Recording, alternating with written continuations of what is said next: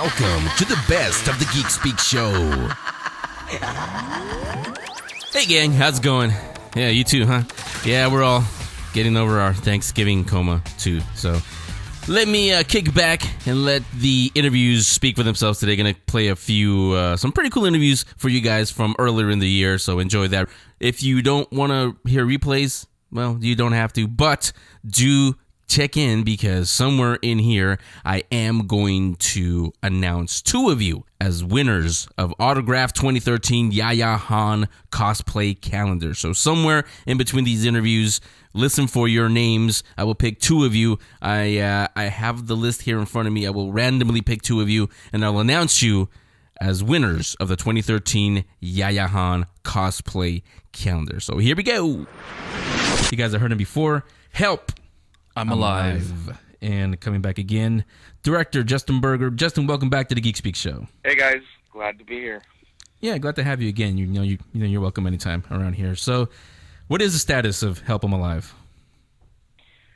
Oh, that's a good question. Help I'm Alive is where we're at right now is we're actually shooting the pilot this month, which is really exciting for us.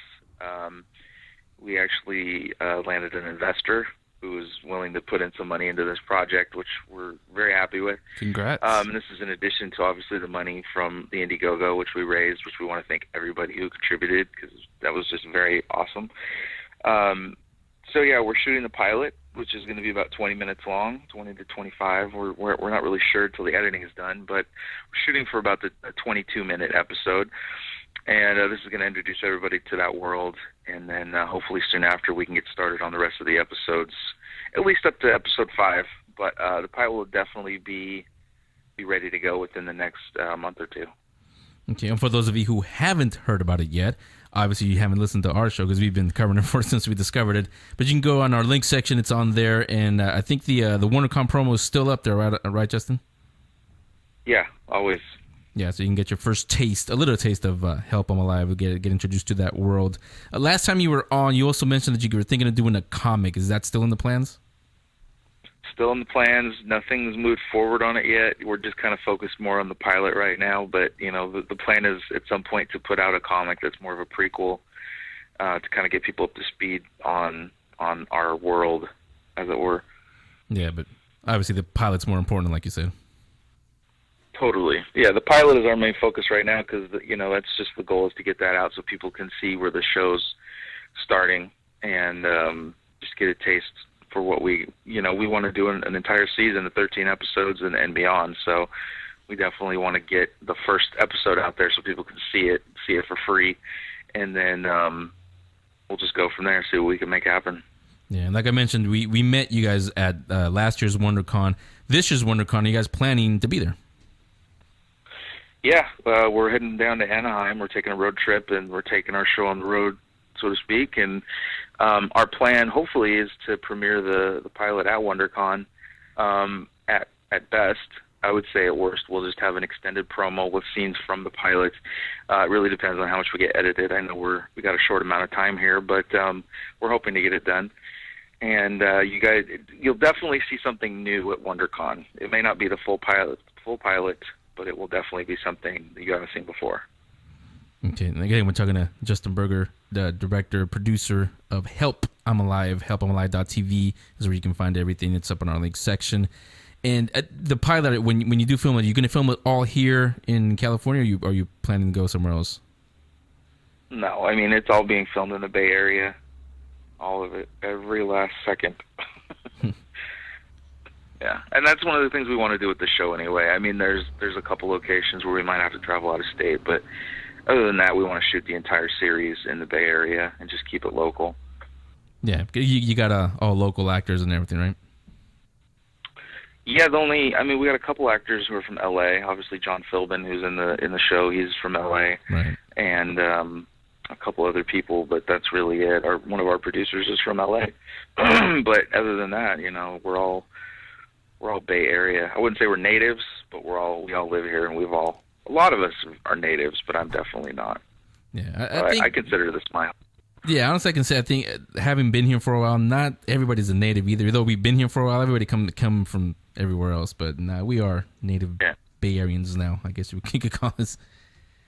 Also on the website, I see that the merch store is up. Talk about that. Yeah, we just put up the merch store not too long ago. It was last month, and with the new year, we wanted to come with something new for people, and the easiest way to do that was to just put up the merch store. We got some T-shirts available that are a little different from the T-shirts we had at WonderCon.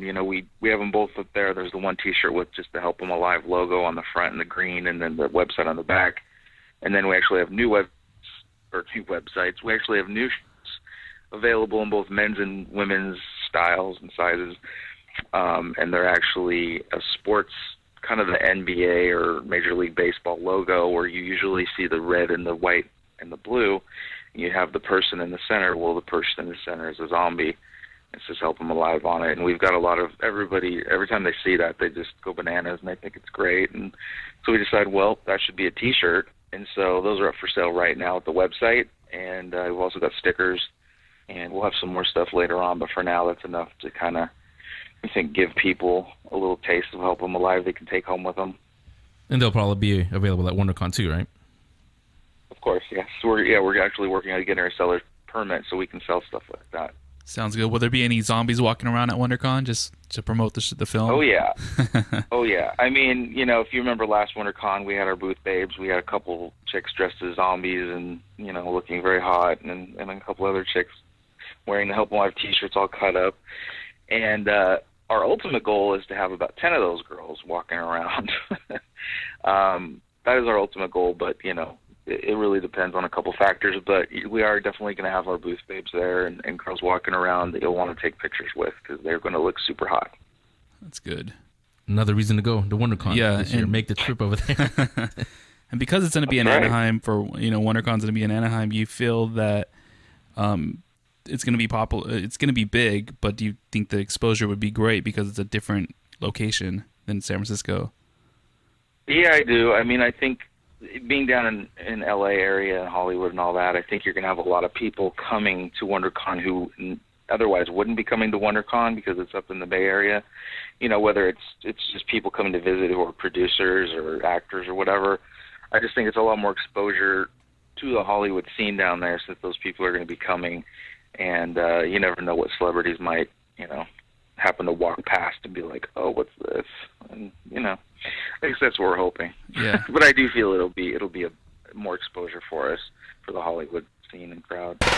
So that's director and executive producer Justin Berger from Help 'Em Alive. Remember, Help 'Em Alive, the pilot finally coming to the interwebs on December 21st. Very appropriate date for it. December 21st on helpemalive.tv.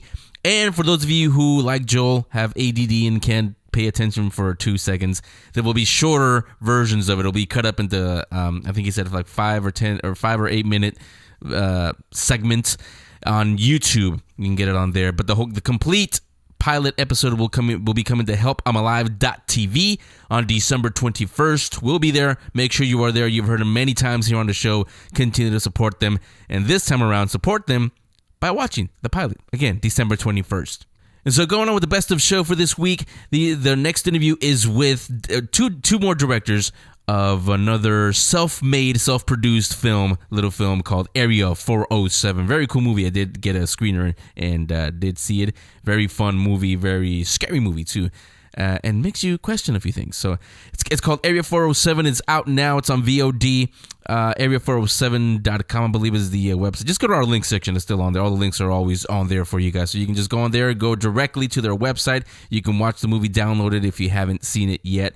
Here we talk to directors Dale Fabregar and Everett Whalen about Area 407. This is also one of my favorites because it's the first week that I had Rachel as my new co-host. And so here we go. Here's Rachel's first week and directors Dale Fabregar and Everett Whalen talking Area 407.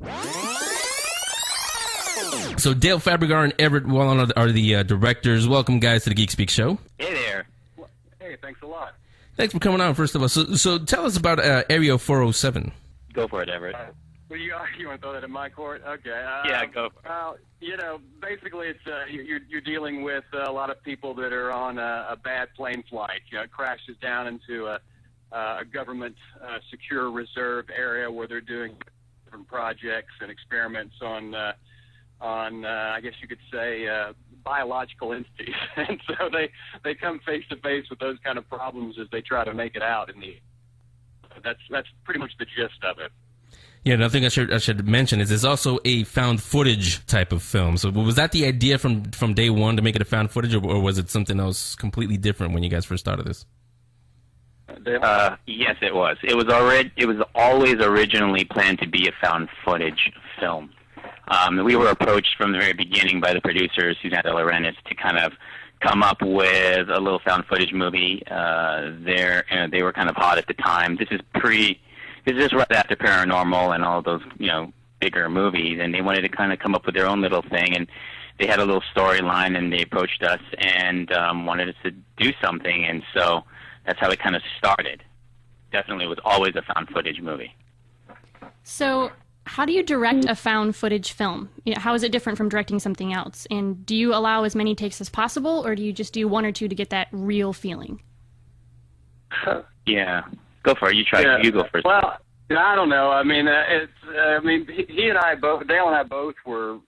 This was kind of a fly by the seat of your pants kind of deal. And with found footage, obviously, it's you're not dealing with setups per se, where you're doing different angles, different shots, and you're setting up for those and preparing for them. This is a really shoot from the hip kind of deal. And so, and you're also shooting with your DP, where we used a DP in this, director of photography, so that we weren't just having the actors handle the camera where you're just getting sick because they're not really trained to hold the camera and grab the shot per se. And so we had a DP come in and try to mimic that instability while still trying to maintain some sort of stability, so it's not just all over the place. So those are some of the challenges that we're really kind of looking at while you're dealing with that, because you're just not dealing with the rehearsed kind of setup in the normal way of filmmaking. Yeah, we actually. And there was. Oh, go ahead. I was going to say, on this show we talked to some of the like you said, the paranormal activities and all those. We talked to them. They all seem to have a different approach to how they directed the film. Some, like you guys said, they just pretty much let it happen, let the chaos happen, if you will. Others try to control it as much as they can. So it sounds like you guys did a little bit of both. Am I right on that? Yeah, absolutely. First of all, our budget was extremely low. The film was actually created, produced, everything in 5 days. We did not have much time. There were a lot of, obviously, logistical problems and challenges to get over within that time, but we moved very, very, very fast, just because we just didn't have time. And our cast, we had a limited cast. We had some really great people to work with. So we did it sort of a little bit of both. I mean, they were planned shots because we knew we would be in certain areas and dealing with certain scenes. But, originally there was a script that was written, right, Everett? And then Everett and I kind of came in and figured out that based on the cast, we rewrote some things and changed and worked with those cast members to create new dialogue and new situations based on those scenes, and it sort of evolved. And then when we got to the location, it changed once again. So we all had to be sort of in that moment and go with the flow, and the DP, the cinematographer, had to also follow along. So it was kind of fun in discovering what those beats were within all those scenes. So, there was some planning, but a lot of it, I'd say 97% of it was all improvisation. After the script was written and story, we kind of, threw it out for a while. I would say doing it in those 5 days, that actually was a help to the actors, because having that frenetic pace, especially, I haven't seen it yet, but towards the end I can imagine it gets kind of intense. I'll put it that way. So I'm sure that that fast pace helped the actors too, didn't it? Yes. Yeah, absolutely. I mean, like Dale said, you only have a few days, and so by the time it comes down to the very end of it, everyone's been squeezed really well, and so it becomes. I've said before to Dale privately, it was like kind of jazz, playing a little bit of jazz in a way, because you just really got to go with the moment that you have. There's not a whole lot of prep time you have. Yeah, we're talking to Dale Fabregat, Everett Whalen. They are the directors of Area 407. Comes out April 27th on VOD, and in select theaters. We have the link up on our link section, and also, like I said, on our Facebook page, the trailer is there. You guys can go there, turn up the volume. Like I said, get a few jumps. So, Dale and Everett, what are some of your favorite found footage films? Mine, well, obviously, I was really taken by Paranormal when it first came out. Honestly, I was impressed. You know, I like that, and I like the series overall. I mean, it's been, you know, what they did with what they had at the time. It was pretty cool, and of course, what the big influence on me was Blair Witch. At the time, and that was very fresh when it came out. And it's funny because I appreciated that film even much more after it had come out. So, and of course, for me again, Cloverfield, definitely. It's that style. Yeah, yeah, go ahead. Yeah, go ahead. No, we only got one of you guys. Who was that? Dale? Who was that? Yeah, I'm pretty much saying ditto on that. I mean, you know, I remember when Blair Witch came out, and it was it obviously made, you know, it was a juggernaut, made quite a that. And then I'm with Dale as well. I'm a huge J.J. Abrams fan, and so loved Cloverfield, but also loved what they've done with Paranormal as well. And there's an example of what you're talking about, where you try to control that environment. You know, keeping it all in-house. We did not have that situation because we're in the middle of just basically out in the middle of the desert.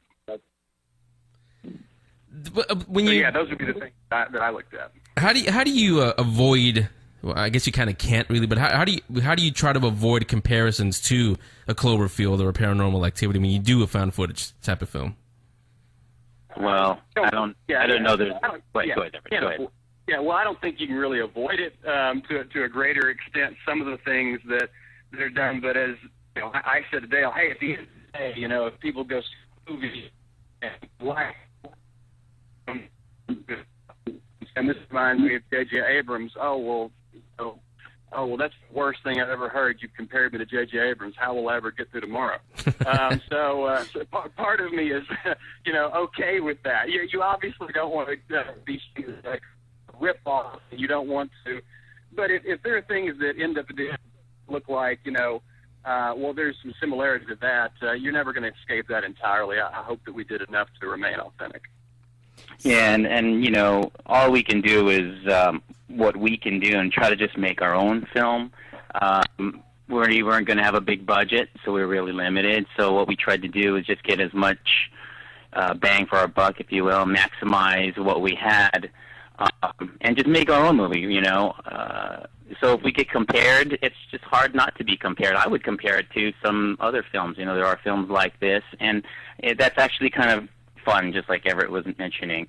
You know, when we started, I mean, I'll speak for myself. I wasn't looking to do a found footage movie or this sort of genre film, and you know, but I was intrigued by it, you know, with some of these genre elements, you know, and what really got me. And I believe there's a couple of things that set it apart from some of these other films at the time when we were making it, was this, you know, plane crash moment, that set piece, as well as at the time the little girl, the young minor, the girl who is the two sisters.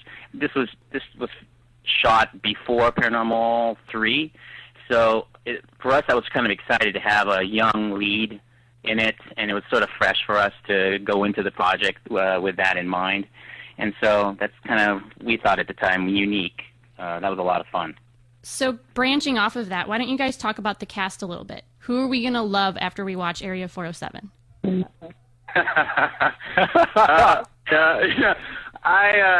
have to go, my number one pick will always be Brendan Connor. Wouldn't you agree, Dale? That's probably going to be one of the favorites if they reach for somebody, just because of who that guy is. I hate that guy. No, he was. Go ahead. Go ahead. No, go ahead, Dale.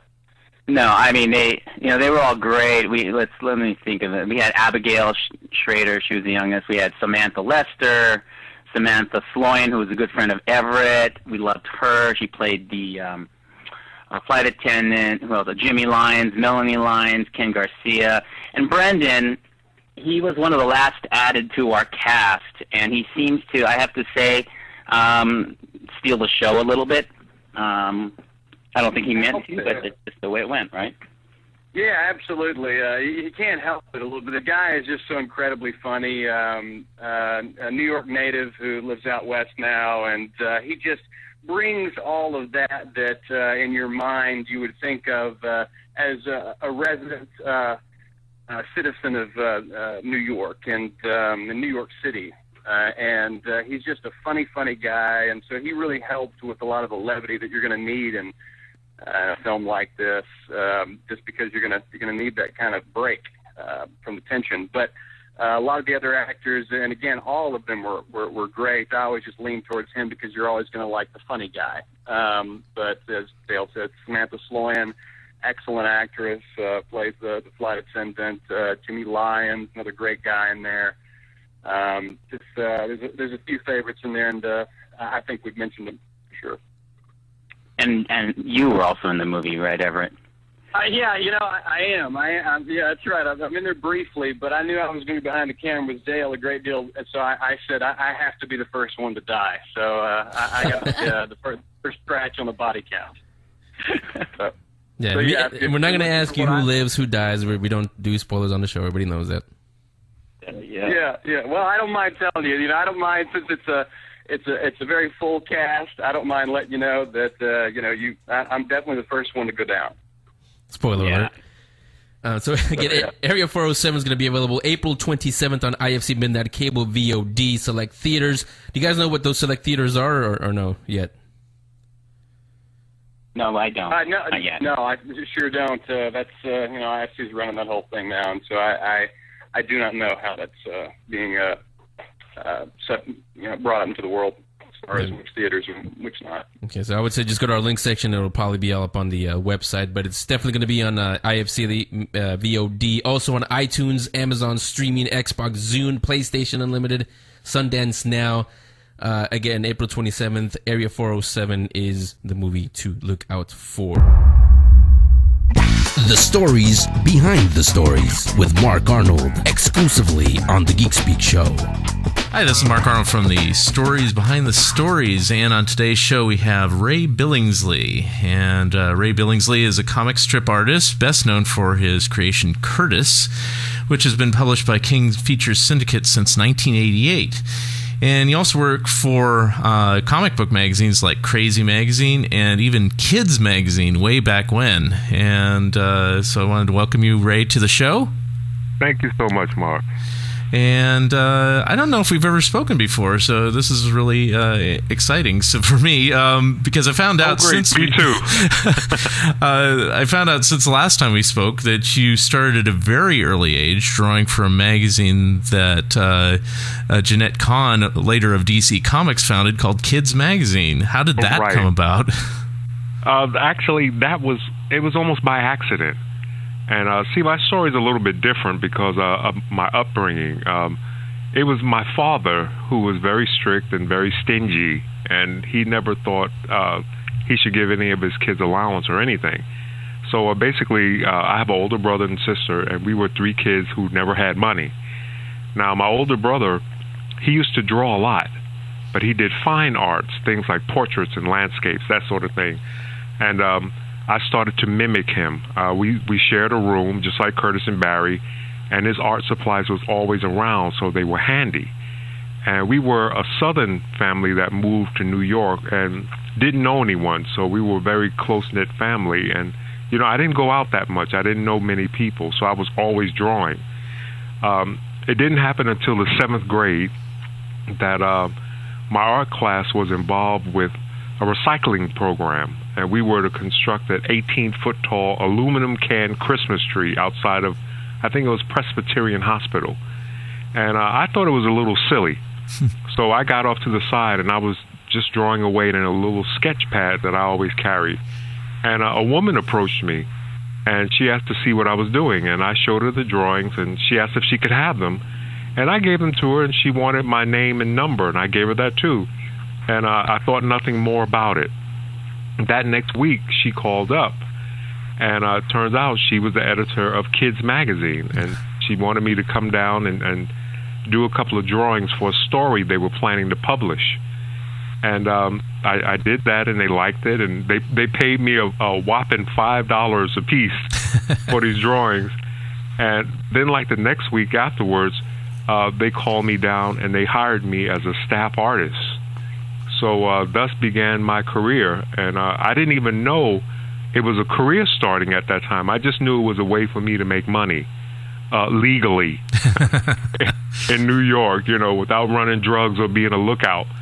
And I just stayed with that. I mean, every day after school, they had a car waiting for me outside the school, and they would take me right down to the office, and I learned about, magazine and publishing and doing layouts and copy.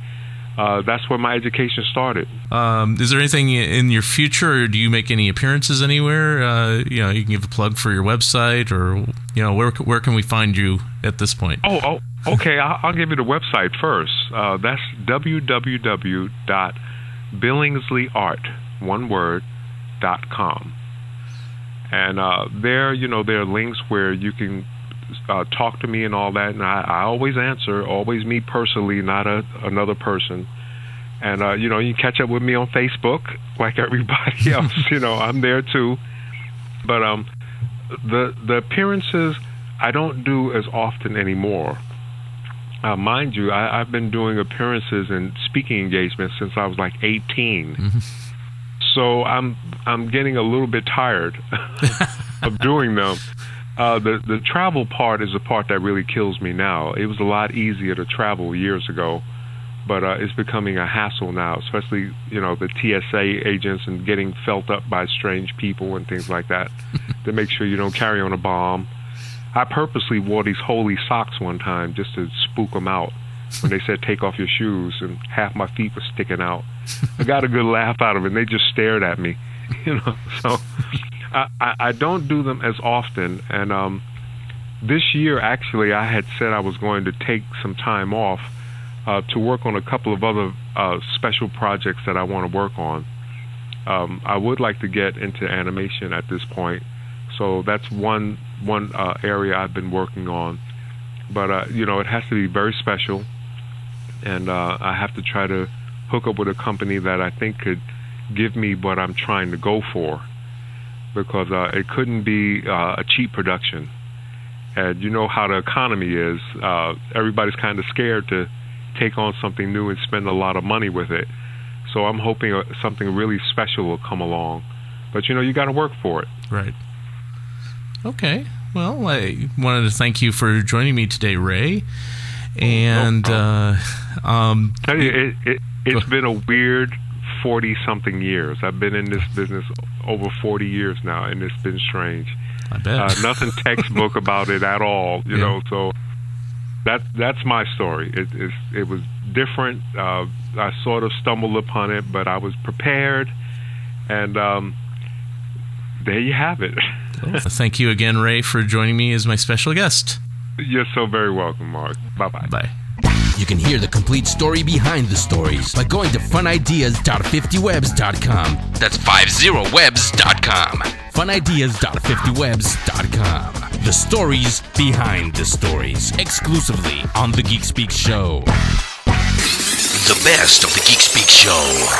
So now let's talk about another movie that's going to be coming out pretty soon, but it's a little different. It's going about it a little different than the usual go through the big studios and spend the billions and gazillions of dollars. Everything that the Avengers made, that's what they spend usually on marketing for most of these movies.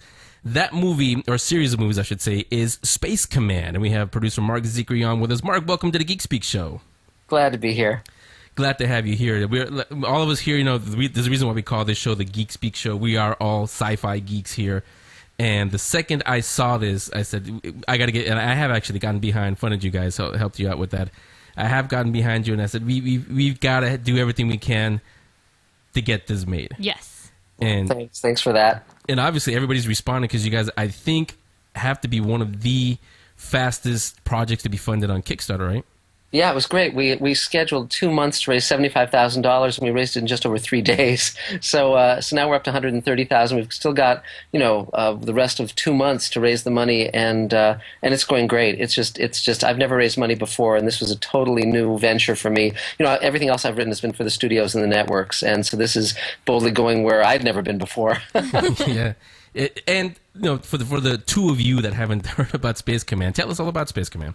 You bet, absolutely. Well, first of all, I love the fact that this is Geek Speak, because I definitely qualify. When they come to round us all up and take us off to our individual cells, I'm going to be on the truck, and because I'm definitely, it's funny. My friend Chris Black says the way is like you say the bearded Spock, and if people get it, they that's part of the thing. So but the thing is, Space Command is. I came up with this because essentially, I'm a big the three shows that made me want to be a science fiction writer were Star Trek, Outer Limits, and Twilight Zone, the original versions of the show. And I've written for many of the genre shows, Next Gen and DS9 and Babylon 5 and Sliders and on and on and on. And I grew up, reading Heinlein and Bradbury and Asimov and Arthur C. Clarke and all those great writers. And I thought, okay, I want to create essentially my own universe that's very reminiscent of what the 50s view of what our future would be was. Because when I was reading all of those books like The Martian Chronicles and Half Spacesuit Will Travel and all of those, and watching movies like Forbidden Planet, and later I became aware of Space Patrol, a great show from the 50s. It was really a shared universe. It was a shared vision of what would happen in our future, and it was a great design aesthetic. And we kind of lost that. The one thing that no one ever wrote about in science fiction when I was growing up was the idea that we would go to the moon and then stop. And so, so I'm glad with SpaceX and things like that, we're starting to get that whole Jones on for manned exploration again. And so Space Command very much speaks to that, and it really looks back to look forward in terms of that sense of adventure and that sense of possibility. You mentioned Forbidden Planet a second ago. I got to say that movie's got to be considered the granddaddy of all sci-fi, because we had Ben Bird on a few weeks ago, and he was talking about when he did the sounds for Star Wars, he got inspired by Forbidden Planet too. Yeah, well, I always say that my two favorite Star Trek movies are Forbidden Planet and Galaxy Quest. Yes. So basically it's there's basically when you look at sort of the science fiction of that period, it goes into two different camps. One is sort of the starship, other systems, all of that, like Forbidden Planet, and then there's much more the sort of hardware oriented. We colonize Mars, we expand into our solar system, and Space Command is going to be a meeting of sort of those two science fiction worlds, and it's thrilling. And I've also reached out to a lot of my friends from Next Gen and DS9 and all these other shows, and to be to be in Space Command. So it's going to be a series of features, starting with the first one that I'm writing now, and I've outlined the second and the third one, and I know what the fourth one's going to be. And it's a huge, big, epic story, and I have a lot. I have incredibly talented friends, thank God, and we're building sets and generating effect shots even as we speak. We're not waiting to be picked. Yeah, we're going to get into the story and into you guys, the team behind the scenes, a little bit. Before we do that, let's talk about the actors that are going to be in Space Command. Yes. And, I sort of gather a bouquet of people around me. And anytime I see someone really talented, I make efforts to meet them. And I remember when I saw the pilot of Deep Space Nine, and I saw Armin Shimmerman as Quark, I was just blown away by him. I thought he was terrific. And so Les Landau, who was a director on the show, was attached to a pilot of mine at the time. And I said to Les, I want to meet that guy. And he took me on the set of Deep Space Nine, and there was Armin in what he calls his Ferengi drag, the whole Ferengi makeup with the teeth and the whole 9 yards. And I actually remember asking him if he ever if those teeth ever hurt him, if he ever bit down, and he said yes. And so he would take them out between takes, those really sharp teeth. And I said, I'm a producer and I'm going to hire you. And from then on, everything I did, whether it was Sliders or Lazarus Man or Pilots or anything, I would cast Armin. And so definitely he was the first person I reached out to on Space Command. So he's aboard playing a character named Darian, and Ethan Phillips is aboard playing a character named Alton Fenulus, and Doug Jones, who played Pan in Pan's Labyrinth, and Abe Sapien, I'm writing a role for him. Dorn Nevin, And and then I just the other day Neil Gaiman introduced me to Amber Benson from Buffy, and I really like her, and she's hot, eager to be part of this. So I'm going to create a role for her, and Bill Mumy from Lost in Space. We worked together in Babylon 5, so I'm going to find something for him to do. And there's sort of a ripple effect of just these wonderful, wonderful actors. Robert Picardo is someone I very who we're looking for ways to work together on this, and and George Takei. I was nominated for Hugo and Nebula in 2008 for World Enough in Time, which was this Star Trek episode I made with George Takei that was done without a studio or network, and so George, I very much want him to be aboard too. That'll be dependent on his schedule and availability, because he's incredibly busy. But definitely we want to work together again. Yeah, just those names alone, that's enough to get anybody involved in this behind us. So again, we're talking to Mark Zickery. He's the producer of Space Command series of movies coming. So now let's go ahead and talk about the people behind the scenes, including yourself. So tell us about your team. Yeah, well, in terms of myself, of course, as I mentioned, I've been on the vast majority of the popular genre shows of the last several decades. I was a writer on them, and I started in animation. I did Smurfs and He-Man and Super Friends and Real Ghostbusters, and then jumped over to Next Gen and all of those shows. And so as I would work on those shows, I would recognize really talented people, and I would invite them aboard. So there's a terrific effects guy named Doug Drexler. Most recently, he did Battlestar Galactica, but he comes off Next Gen and DS9 and Voyager and Enterprise. And most recently, he's been working on Blood and Chrome, and now he's doing my friend Rockney O'Bannon's show Defiance, which is about to debut. And so we started talking about all these wonderful science fiction writers that we grew up with and that we loved, and visualizing using the whole CG bag of tricks, that design aesthetic of the 50s. And we just really saw eye to eye, and then I also knew Mike Okuda, who was a designer on Trek, and so he's aboard now as well. And then beyond that, there's a director. It was interesting. I was on the radio a couple of years ago, and there's on Coast to Coast, and there was a director who heard me in Germany, and he had been directing hundreds of music videos and commercials. He was working with guys like U2 and Manowar, these big bands. But he wanted to be a science fiction director, so he moved here to LA for me to mentor him. And under my guidance, he made 9 science fiction movies in a row, all profitable. And his great skill, because he'd done so much work, was he could work on a low budget and make something that looked amazing, that looked like it was a multi-million-dollar film. And so we were looking for something to do together, and that's when I came up with the idea for Space Command and wrote the series Bible and the outlines for the films and all of that. So, and also I should mention my friend Michael Reeves, who I wrote the Star Trek episode with World Enough in Time. We both wrote for Next Gen, and Michael's currently writing books with Neil Gaiman, writing Star Wars novels, and he and I have been friends forever. So the fourth script he and I are writing together, and that's going to be quite remarkable. Yeah, and Coast to Coast AM is a very, very popular show. I listen to it myself every night. So you got to tell, although people already know who heard you guys on there, you got to tell everybody George Norrie's also going to be in Space Command. That's right. Well, it's very, very funny because George is a dear friend, and I'm on Coast to Coast often, and we're both, of course, Twilight Zone fans, needless to say, and so George, I was looking for a way to have George in this, and he told me that a guest had once come on the show and said that George would be reincarnated as a talk show host named Dexter Monterey. So he's going to be playing that role in Space Command. Well, and a lot of these people that you've mentioned have worked on some pretty huge names when it comes to our geek culture. So why did you decide to bypass going through a movie studio and move to this Kickstarter idea instead? I'll tell you why. But one name I should mention, because I just remembered, is Ian McCaig. My friend Ian McCaig, who is the lead character designer on the last 3 Star Wars films and on John Carter and Harry Potter. He's also we're talking about him doing designs for the characters as well. So he's another dear friend. So I just want to get his name in because he's spectacular. Oh, I'm excited. Just a little name that we forgot. Yeah, because Ian's terrific. And what's so funny, because Ian's my artist on Magic Time, which is a series of novels I've been doing that started as a TV pilot, and we are just such dear friends. And so he designed the barbarian Sulu and Sulu's daughter in World Enough in Time, the Star Trek episode.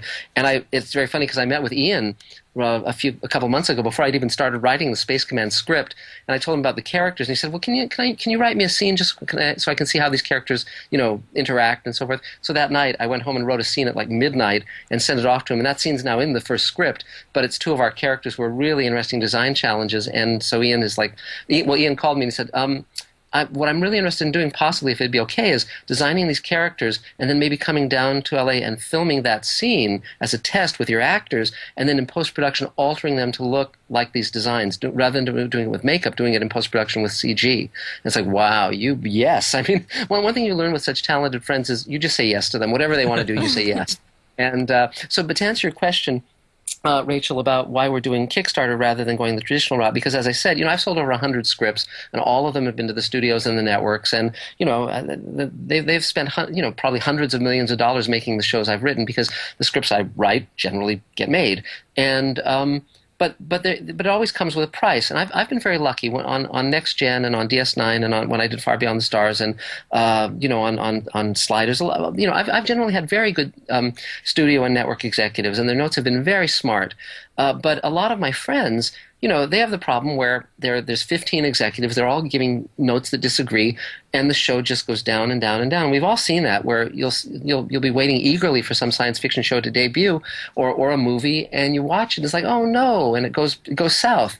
And the reason is because the person who's paying the bills has the say. So if they say put a funny robot in it or whatever, you give the character a funny alien animal, or it's like, oh no, it's a Pomeranian with horns or whatever, and it's like, oh god, so, and sometimes that can work. I mean, I might do it in Space Command, but the thing is, with Kickstarter, I mentor literally thousands of people in the industry. I run a roundtable of writers and directors and actors and producers, and it's grown from 6 people to several thousand over 19 years, and I started seeing that these, the people coming to my roundtable were mounting projects on Kickstarter, and I became very interested. And I realized that it was a direct communication between the audience and the artist, and I really liked that. It was sort of what I did with World Enough in Time when I did the Star Trek New Voyages episodes, because I saw that fans were making their own Star Trek episodes, and you didn't need a studio or a network anymore to make something that was of the same quality. You just needed people of goodwill.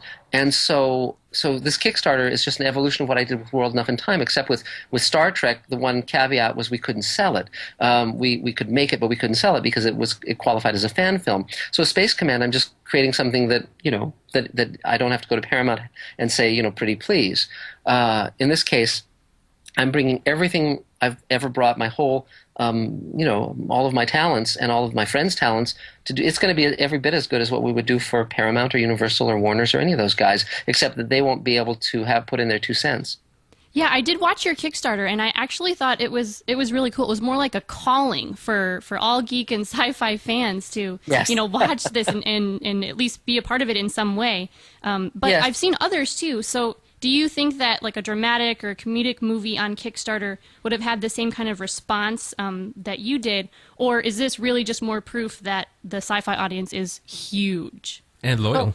Well, I think the answer to that is yes and no. I mean, in terms of whether it would be cross genres, the science fiction fans are unique, and I love that. I love the fact that you can go to a convention and you can meet the top people working in the genre. I met Guillermo del Toro at Comic-Con, and now we're doing a book together. And I've met many. And even when I was a kid, I started going to science fiction conventions when I was 16, and I met my heroes. I met David Gerrold and Dorothy Fontana and Theodore Sturgeon, who became my first mentor, and Harlan Ellison, that Roman candle, and who's a friend, and so it's. I always say about Harlan Ellison that he burns his bridges while he's on them. But but the thing is, and Ray Bradbury, who's now a friend. Again, you science fiction fans, you can meet your heroes. You can, and there's a great quality of science fiction that's kind of, everyone in the pool. It's not exclusionary, and I love that about science fiction. I mean, that's why. Those of us who create science fiction embrace the fans and love the fans, because we are fans. It's like it's like I'm going to be at the same. When the day that Prometheus opens, I'm going to be in the line. Yes. Obviously. Us too. And it was so great that when I reached out to Damon Lindelof, whom I know, he gave us a blurb for Space Command, and he's the writer of Prometheus and created Lost. So there's a great democratic quality to that. In terms of will Kickstarter work for other kinds of projects? Yes. I mean, yesterday when I was with Neil Gaiman. He showed me the website, the Kickstarter campaign for Amanda Palmer, his wife, who just raised $1 million on Kickstarter for her new album. She's a singer. And so there is possibility there, but I think you have to plan your campaign. I didn't come to this with arrogance. I didn't assume that just because I was Mark Scott Zickery, that something amazing was going to happen. I spent 2 months researching it and learning, and I realized that I would have to learn a new language because I've never raised money before. It was something I didn't know how to do, and I had no idea if this would work. And I'm very, very glad and grateful that it is working. Yeah, and the other thing is like with Comic-Con and all those things, I mean, like you said, that is part of us being a geek. We automatically go to anything that had, like you said, we're going to be there for Prometheus. Yes. We were all there for the Star Trek, even though it wasn't our Star Trek, quote unquote. We still were there and loved it. I mean, that you're right. That is part of being a geek, the passion that you have for sci-fi, whether it's Star Wars or whatever it is.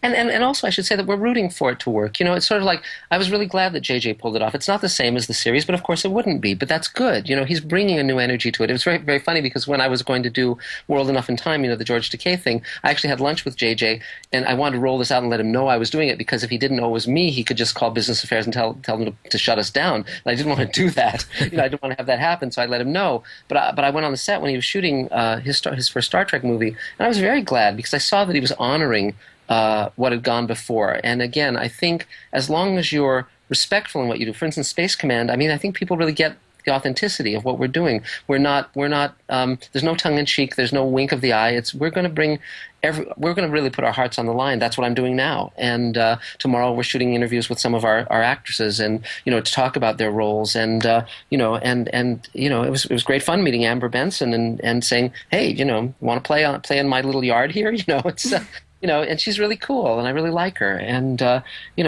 when you find what you find with these people is that once you meet them, if you have something to offer that's really of value, they want to be part of it. It's not, it doesn't become about money at all. And none of us are doing this for the money. That's irrelevant. We need money. The more money we raise, the better and the quicker we can make this, and the more of them we can make. But that's not why we're doing it. If I hadn't raised the money, we'd still make this film. I would, we'd find the way to make it because we love it and we want to do it. Now, we don't do spoilers on the show. We try to avoid them as much as we can. But can you talk a little bit about the story itself? Yeah, and because I can, because people want to know that they want to know there's more than just the sizzle. They want the steak, and me too. And what I can say is that it's a big epic story, and it's I just put out a line on the Kickstarter page where I said, you've heard of a 5-year arc. This is a 200-year arc, where we're basically going to be covering. It's basically man going out into space in the vision that when we talk about Chesley Bonestell and all those guys who are envisioning our journey out into the solar system and out into the larger universe, we're going to be basically looking at that in a way that looks back with reverence, but also looks forward with great hope and great vision. And we're basically following two families as they go out into this adventure, and we continue it out into the stars. But it's not chronological. When Heinlein laid out the future history, he was doing stories all along that timeline, and we're going to be integrating these two families, the generations, and what happens to them over this great span of this story. And we'll be really looking at what this means, and it's going to be a hopeful story and a visionary story. And I strongly believe in the power of love and honor and loyalty and all of those things. They're not corny to me at all. But you also have to recognize the darkness. Our species has had war and all of these terrible ills since we came out of the trees. And I don't think that just going out into space is going to solve that or cure that. But I think going out into space and having that vision of the future. For God's sake, when we landed on the moon, it was a great moment. And yes, it was to beat the Russians and all of that nonsense. But the Cold War is over now, and we can look back at that moon landing as one of the high points of our species. And there was honor there, and there was bravery, and there was nobility, regardless of the motives of the politicians. There was something more to it than that. And so that's what we're going to really be looking at. It'll be the best of mankind, and it's going to be a big, wonderful story. And I'm writing it now. I can't wait. Sounds a lot actually like what Gene Roddenberry's vision for Star Trek was. Yeah, well, I worked with Gene on Next Gen, and I met him, from when I was a teenager, and again, it's fascinating because when Roddenberry, there was a real mixture. He had clay feet, and it's fascinating. I won't go into some of the things I know about Gene, but he was putting the best of himself in Star Trek, and just because someone may be flawed as a human being doesn't mean that they can't have a vision. It's so interesting when the FBI was taping Martin Luther King and dishing all this dirt on Martin Luther King. It was irrelevant in the long run because he had a vision for a future. It's funny, Armin and I just shot a video for Space Command that we posted on our Kickstarter page, and we're about to launch the website as well. And we were talking about Far Beyond the Stars because I came up with that episode of Deep Space Nine, and I was talking about why science fiction is important. And Armin asked me that question. He said, well, why is science fiction important? I said, well, look at Martin Luther King. Martin Luther King gave a speech where he said, I have a dream. And he's in that moment, in that speech, he becomes a science fiction writer because he's talking about a future that has not yet occurred, that he's seeing. And in telling that story, he's helping to create that future. Okay? So that's what we're doing. And it isn't that I think that the what I'm laying out in Space Command will literally become what happens. But I think that the more we seize the public imagination and the more we put our hearts and our souls and the totality of ourselves on the line and create something that everyone can just be part of, and something that takes our breath away. I mean, the first time I saw 2001 or the first time I saw Star Trek, you just sit there with your mouth open and you say, I want to live there. I want to be part of that. And there's a reason to create these futures. I enjoyed Battlestar Galactica, but I don't really think that a dystopic future is I was going to say I don't think it's helpful, and that's not valid. I mean, I loved Battlestar Galactica, and I loved what Ron Moore did, and all of my friends who worked on that show. But I believe in a hopeful future. I do. We're still here. My God, the fact that we invented nuclear weapons and we haven't blown ourselves up instantly. Remarkable. The fact we've gone this long without that happening shows that there's a better side to mankind, that there is some sanity in these crazy monkeys that we are, and so I'm I believe in the power of love and the power of hope and the power of us being our best selves. Yeah, so the director will be Neil Johnson for Space Command. Mark Zicree is the producer. Doug Drexler doing the effects. Ian McKeag just came on the team. That is why everybody's gotten behind it. Now, one more thing I want to say, Mark, before we let you go. Space Command, the project Space Command, is going to be a very, I'll say, inspirational project for everybody else that sees it. And it's going to inspire them or push them, give them that final push to do whatever it is they want to do, whether it's a song, a book, or whatever it is. Yeah. If Space Command is giving somebody that final push, what kind of advice would you give them? In terms of creating things, in terms of doing something? Yeah. I think, one lesson I've learned in my life is that, like, for instance, if I'm walking down the street and someone's asking me for a buck, I give them a buck. If someone needs help, I help them. If I have that moment where I can be my better self or my worst self, I've trained myself, and it took training to be my best self, to take that action, whatever that action is, to not hesitate. And so, and I should say that Space Command won't just be hopeful stories. It's not going to be preachy. It's going to be drama. There's going to be a lot of excitement and space battles and villains and all sorts of stuff. All the stuff that's really fun. But if it encourages people to reach out to others, to help others, to lift someone else up, to create something that moves someone and makes them better and makes them braver. I mean, I recently came up, or a few years ago, I came up with The Secret of Life. And I tried to make it simple because I was speaking to a group of kids and their parents. And I said, as near as I can tell, the meaning of life is be happy, be kind, be brave. And that's it. That is it. So that is so inspirational. Thank you. Yeah, Mark Zicree. Space Command movie is the website. You can go on our link section. It's all on there. The Kickstarter. If you guys haven't gotten behind it, do definitely get behind this one. Really looking forward to this one, Mark. So thanks a lot for coming on. You are welcome back anytime. We'll hope to have you back on just when you're ready to premiere the pilot episode. Well, thanks, Henry and Rachel. And if you want to come on the set when we're shooting, we'll give you a really flashy death scene. Oh, pick me. Absolutely. We got to talk afterwards. So Mark, thanks a lot. We'll talk to you later. Great. This is Mark Zicree, writer, producer, and director of Space Command, and you're listening to the Geek Speak Show. Yes, you are listening to the Geek Speak Show, the best of the Geek Speak Show. So we're getting ready to finish it up, but I promised you guys that I would pick two of you to get an autographed 2013 Yaya Han cosplay calendar. So the time is now. Hold on. Let me get in the holiday giving mood to give you guys. So where did I put you guys? Right here. Picked you guys randomly. Came up with paxfrodo@gmail.com. paxfrodo@gmail.com. Gee, I wonder what he's looking forward to this December, huh? Also, the second one is dhmadsen at AOL.com, dhmadsen at AOL.com. Both of you will be hearing from me pretty soon, and an autographed 2013 Yaya Han cosplay calendar on its way to YouTube. Everybody else, if you haven't signed up already, go ahead and sign up for the newsletter, 2013 newsletter coming in 2013. I'll send you one in December just to let you know when we're coming back and what's coming up in the next year. But you'll get one probably twice a month starting in January of 2013.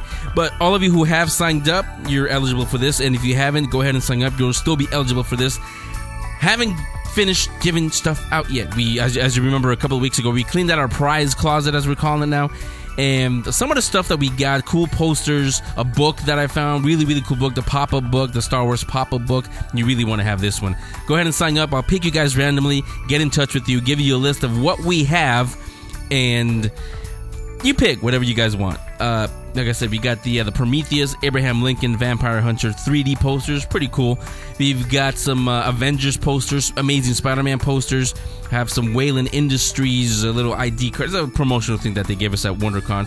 Some of the things that we got at WonderCon, at Comic-Con, at Image Expo, Big Wow. So a lot of the conventions that we covered, some stuff left over from Free Comic Book Day. Free comic books are in there for you too. And like I said, that really, really cool. It was from Matthew Reinhardt. You heard him when he was on. Rachel got one. I got one. It's a pop-up book. It's awesome. That's the only way I can describe it. So there it is. That's what you got. But that's it. That's the end of the best of. Keep on signing up for the newsletter, and we will see you next week, December 1st. Don't forget, we have the big 2012 year-end Geek Award show coming up. Could it be all Avengers? Maybe. But you heard Jay, she didn't think so. So we'll see who she wants to give it to. Next year, we'll get you guys involved. This year, we'll get you involved just by listening. So come on back next week. We'll speak more geek and give out awards for 2012. The Geek Speak Show will be back next week with a brand new episode. In the meantime, follow them on Twitter at Geek Speak Show 1. That's the number 1. Become a fan on Facebook. Subscribe on iTunes. Watch special event coverage and the Geek Speak video show on YouTube/Geek Speak Videos. And listen to past shows in the archive section on thegeekspeakshow.com. A big thank you to the Geek Speak Show's content providers, GeekTyrant.com, Collider.com, RamaScreen.com, and MightyVille.com. The Geek Speak Show.